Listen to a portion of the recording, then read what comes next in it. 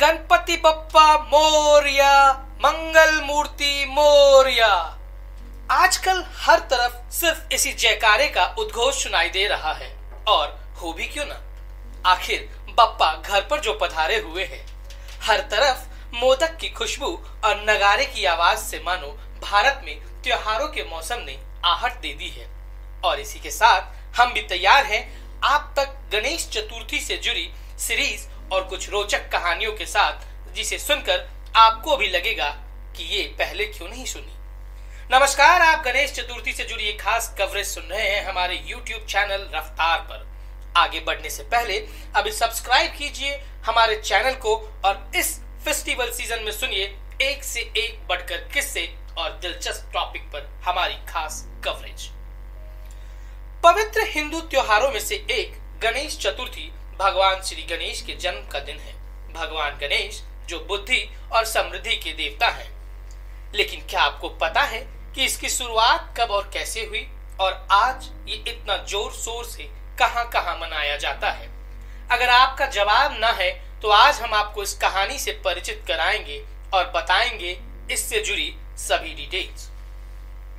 गणेश चतुर्थी या विनायक चतुर्थी हिंदू समुदाय द्वारा मनाए जाने वाले प्रमुख पारंपरिक त्योहारों में से एक है, जो हिंदू कैलेंडर के भाद्रपद महीने में मनाया जाता है। आमतौर पर यह त्योहार 10 दिनों का होता है और अनंत चतुर्दशी के दिन पर खत्म होता है। हिंदू पौराणिक कथाओं और मान्यताओं के मुताबिक भगवान गणेश भगवान शिव और देवी पार्वती के पुत्र हैं। इनका सिर एक हाथी का है, जिस पर एक सुंदर सा मुकुट रखा हुआ है। हाथ एक बड़े पेड़ से जुड़े हुए हैं और उनके हर हाथ में प्रतीकात्मक वस्तु है। एक में त्रिशूल और दूसरे में अंकुश, तीसरे में कमल और चौथे में एक माला, जिसे कभी कभी उनकी पसंदीदा मिठाई मोदक में भी बदल दिया जाता है। अब ऐसे तो गणेश जी के जन्म से संबंधित बहुत सी कहानियां प्रचलित हैं। ऐसे में हम भी आपको एक ऐसी ही इंटरेस्टिंग कहानी सुनाएंगे जिसे सुनकर आप भी हैरान रह जाएंगे।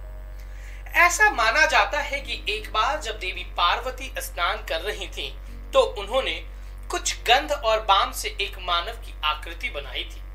फिर उसे जीवन देकर स्नान करते समय दरवाजे पर पहरा देने को कहा। उसी समय भगवान शिव के निवास स्थान कैलाश पर्वत पर लंबे समय तक ध्यान करने के बाद शिव जी ने पार्वती जी को देखने के लिए उसी क्षण को चुना। लेकिन दरवाजे पर तैनात पुरुष देवता ने उन्हें अचानक रोक दिया। ऐसे में एक अजनबी के द्वारा ऐसा करता देख भगवान शिव बहुत क्रोधित हुए और गुस्से से उस रक्षक का सिर काट दिया। जब इस बात की खबर माता पार्वती को हुई तो उन्हें बहुत गुस्सा आया और उसी गुस्से में विकराल रूप धारण कर लिया। जब सभी देवताओं ने भगवान शिव से प्रार्थना की कि वो इस अनहोनी को सही करें, तब भगवान शिव ने तुरंत अपने गणों को भेजा कि वो सबसे पहले एक जीवित प्राणी का सिर ढूंढ सके। और उनके कहे अनुसार उनके गणों का पहला जीवित प्राणी जो मिला वो हाथी था। लेकिन गण भी क्या करते, उनको भगवान शिव की आज्ञा जो माननी थी। ऐसे में कहे मुताबिक हाथी का सिर काट दिया गया और भगवान शिव के पास वापस लाया गया, जिन्होंने इसे पार्वती के पुत्र रूपी उस रक्षक के शरीर पर रख दिया, जिससे कि वो फिर से जीवित हो गए। और तभी से गणेश जी का ऐसा स्वरूप देखा गया है।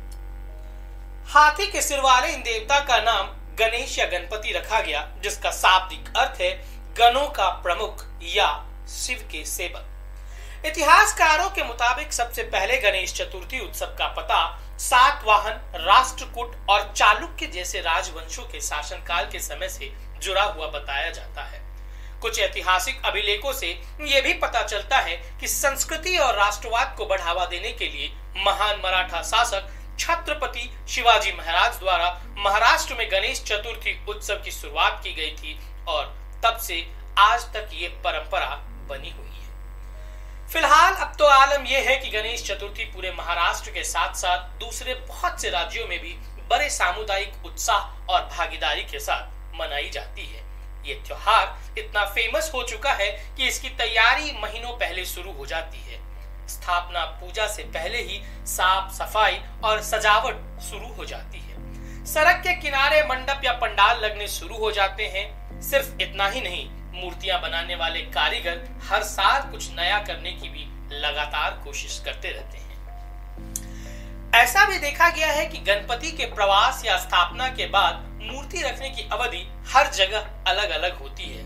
अब जैसे कि मूर्तियों को 1, 3, 5, 7 और 10 दिनों के लिए रखा जाता है।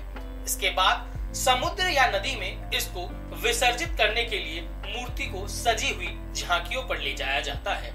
पवित्र मूर्तियों को समुद्र में विसर्जित करने के लिए हजारों जुलूस समुद्र तटों पर एकत्रित होते हैं। ये झांकी या जुलूस के दौरान होने वाले विसर्जन नृत्य और रोमांचक ढोल नगारों, भक्ति गीतों और फूटते पटाखों की आवाज से माहौल गजब का हो जाता है।